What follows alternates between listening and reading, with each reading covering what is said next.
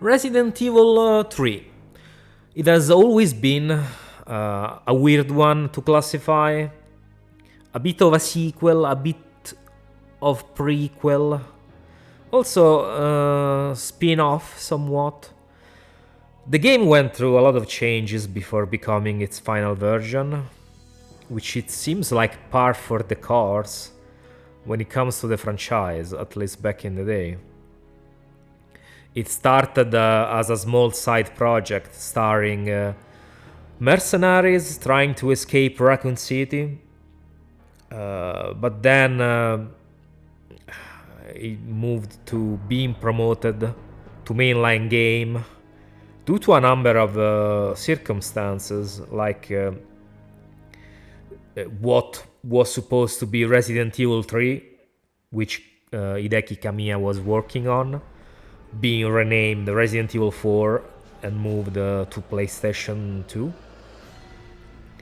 So there was a need for Capcom to have a third game on the PS1. Also to entice investors at the time, since they were about to go public during that during those years, I think around 99. And also Jill was not the protagonist at the beginning in the first pitch. It was actually the Mercenaries. Jill was supposed to be in Code Veronica, from what I understand, but due to Kamiya's decision to have Claire say she has to find Chris at the end of one of the endings of Resident Evil 2. So due to this, they had to rearrange the plot of Code Veronica to accommodate for Claire. So it then got decided to promote the project to mainline title and have Jill star in it. Yeah, that's what a bunch of coincidences. So the game takes place in Raccoon City, of course, just like Resident Evil 2. And you get to see how the city fell with the start of the zombie outbreak and how it ended with it being nuked. But yeah, there are some changes, especially in the gameplay department. An 180-degree turn is introduced. The character runs faster. There's a dodge mechanic. There are interactable explosive objects, barrels. Yeah, the famous red barrels full of fuel that explode when you shoot them. Yeah, those are kind of background objects that will allow you to dispose of group of enemies.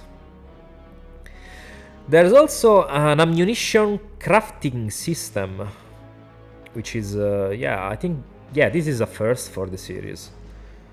There's also a unique event decision system, never seen before, that incentivizes replayability. So, yeah, there's quite a lot of new mechanics introduced in this game. The game ends up being way more action-oriented due to the faster pace of the gameplay and movement options like the dodge and the 180-degree turn, plus the faster and more faster enemies and more enemies, even more enemies than Resident Evil 2 on screen overall. And like I said, the character runs faster. Your main character runs faster as well. So the overall pace of the game is just a bit faster compared to the previous two games. The event choices pretty much allow you to decide what your character will do at certain moments during certain cutscenes. They are a pretty cool addition and unique to this game.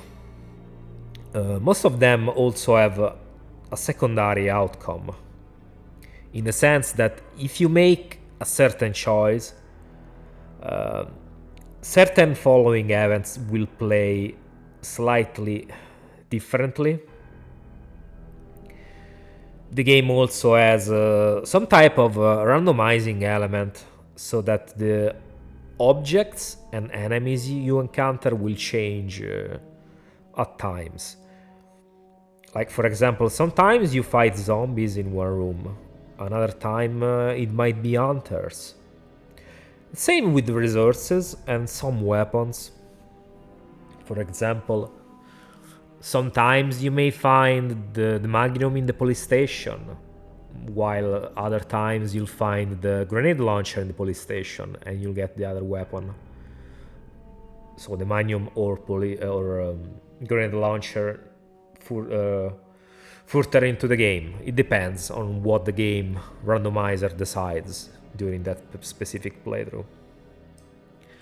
The story in this game is particular in the sense that nothing really new happens in the game compared to Resident Evil 2 to justify it being a sequel, except for Raccoon City being nuked, of course, and Jill being infected. But it's not enough to base a sequel on this alone. But it still tries to progress the events a little bit further in the universe. Also with the introduction of epilogues, which are pretty much at the end of the game. Each time you finish the game, you get a follow-up on other prominent Resident Evil characters to let you know what they are up to. Also, especially characters from previous games like Barry, Ada, Leon, Claire, Chris. So all the most important characters at this point in the story.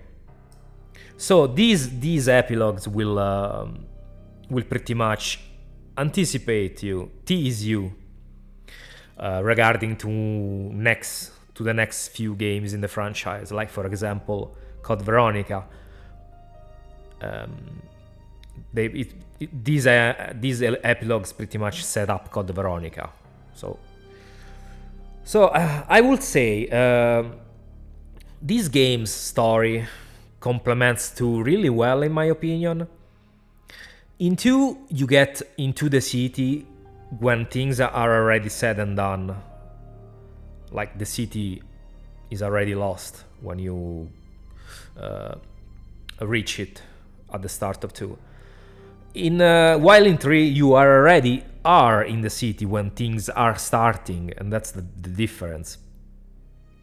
3 also fixes one of the problems I had with 2 somewhat, in that you don't really spend enough time outside in the streets.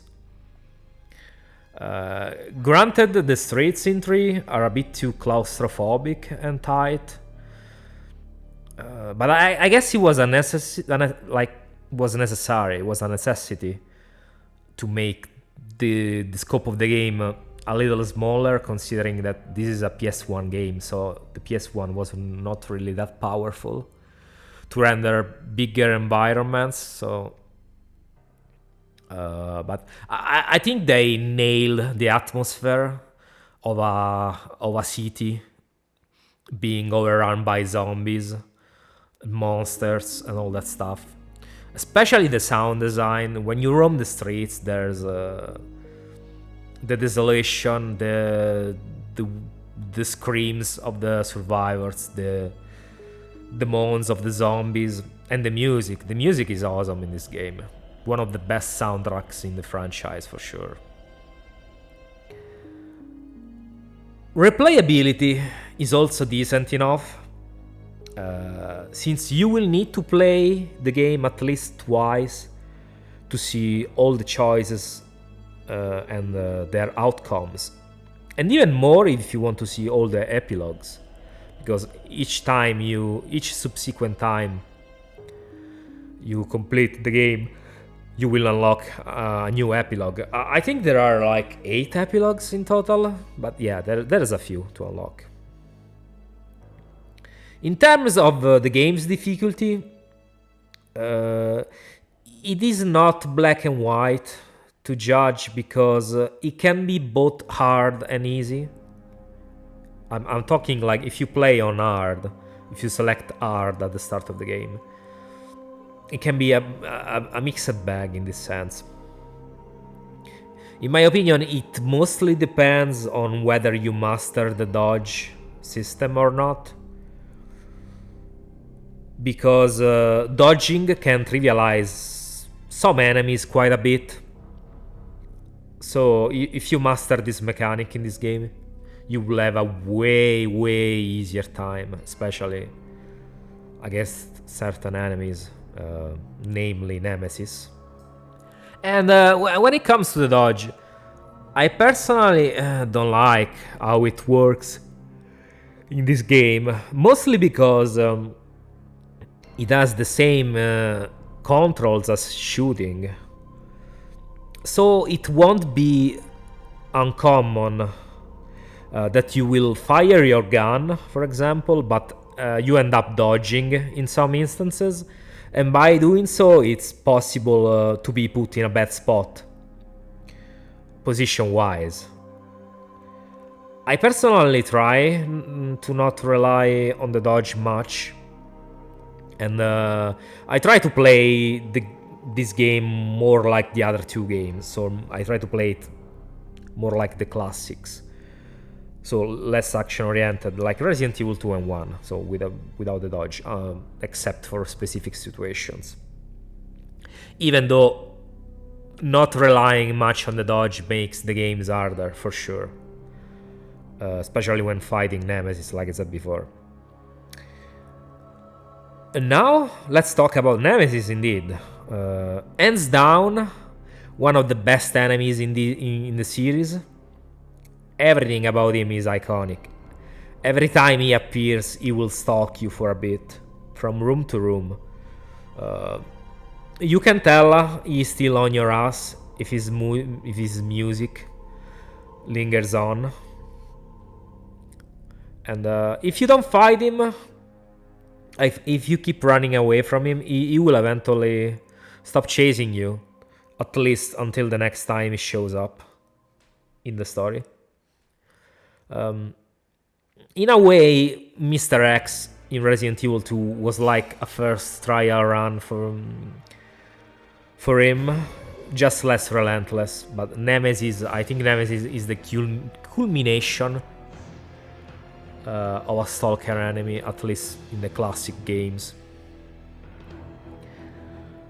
Because despite the PlayStation 1 limitations, they did a pretty damn good job, in my opinion, at making a stalker enemy that feels threatening and dangerous. Every time you see him, it might be your last time, so be careful when you fight him. By downing him each time, he gives you something back. My favorite loot drops from him are definitely the gun parts he gives you, because you can put them together. Because yeah, he will drop gun parts one time, and then the next time you meet him, he will drop the second parts, because you need to put these two parts together to assemble a weapon. And yeah, there are two weapons. One handgun, which is more precise. It allows for easier headshots. It lowers the chance of critical headshots pretty much. The game will decide for you if you perform an headshot or not. And a shotgun, but a shotgun like the one in Terminator 2. A lever action shotgun, I think they're called. You also get first aid sprays from him, like packs of first aid sprays. But in my opinion, the most important drops from him are these two weapons. And yeah, they indeed shoot faster.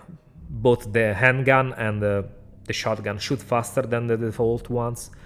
But the fact that keeps the starting weapons relevant is the fact that you can create enhanced bullets with crafting. So after a while that you create the same shotgun or handgun ammo, the game will ask you if you want to create enhanced bullets. And these bullets you create are indeed more powerful, but can only be shot by the default Beretta or by the default shotgun. So it's a good way to keep the starting weapons somewhat relevant compared to the new ones you get. Crafting is also tied to the reloading tool. So you will need to have it in the inventory to craft ammunitions. It's not a free action like in the remakes. You can create pretty much almost any ammo type, except for the mine launcher, I think.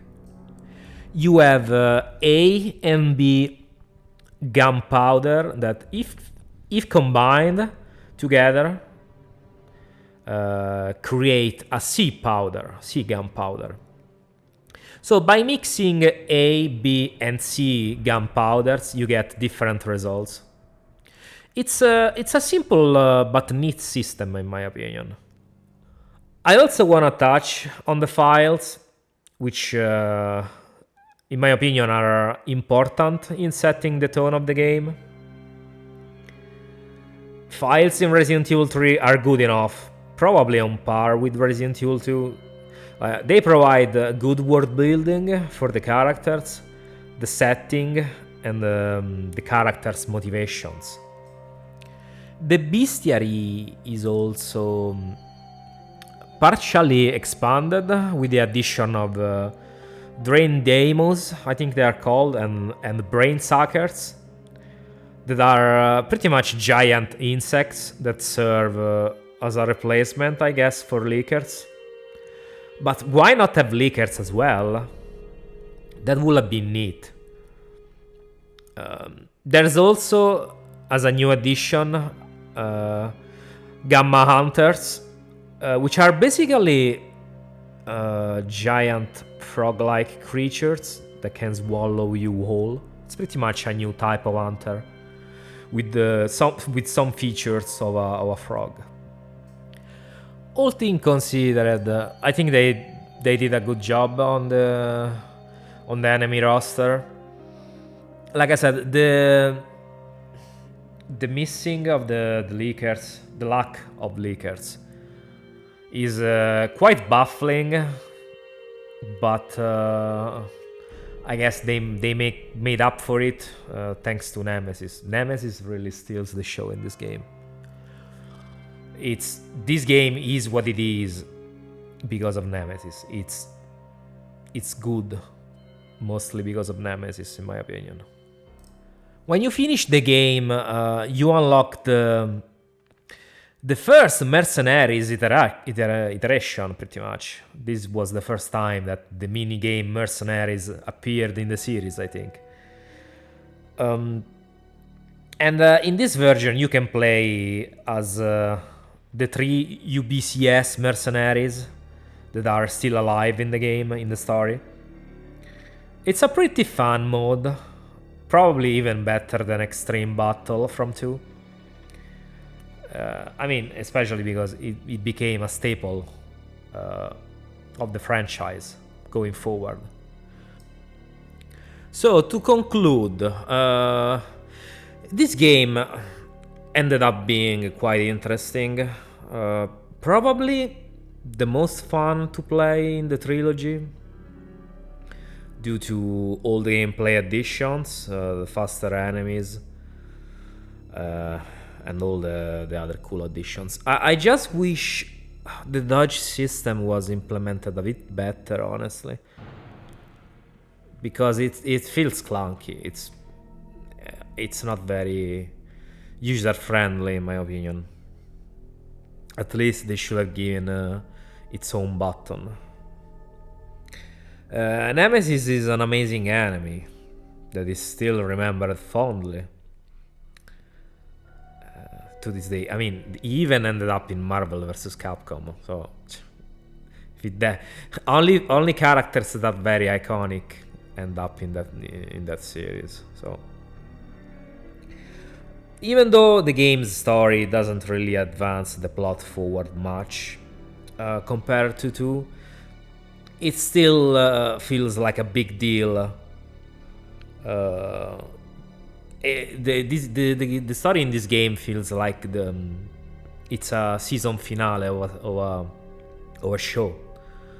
Because when there's season finales, there's always shit going down, and this is pretty much it. This was the ending to the first season of Resident Evil, so Resident Evil 1, 2, and 3.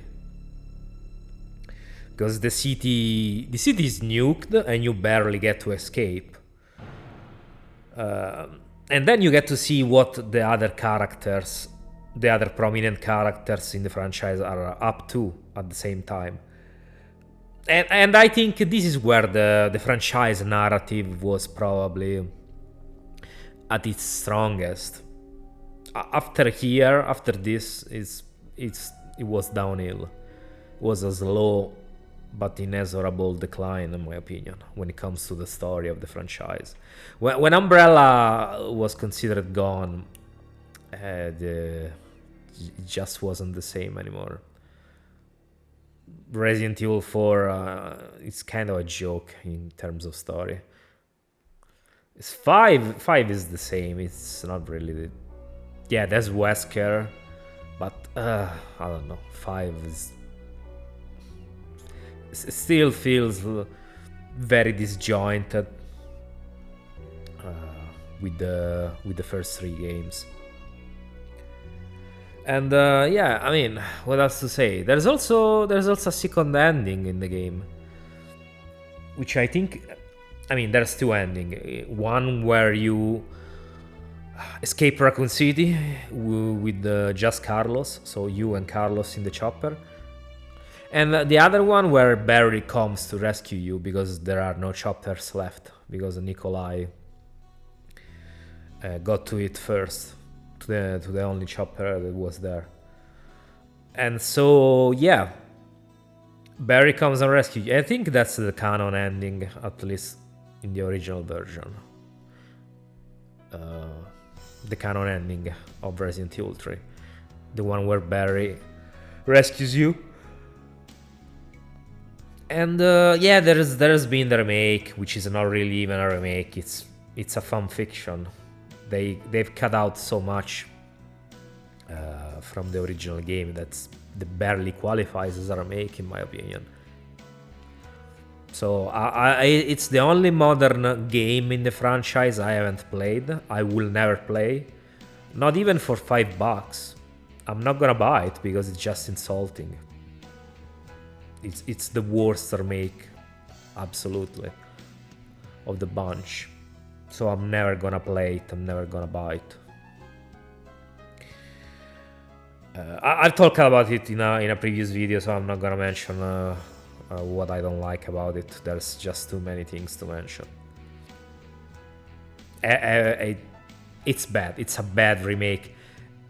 As a game, it's okay. It's a 6 out of 10 game, but as a remake, it's a 2 out of 10 remake. So, but yeah, this is it for Resident Evil 3.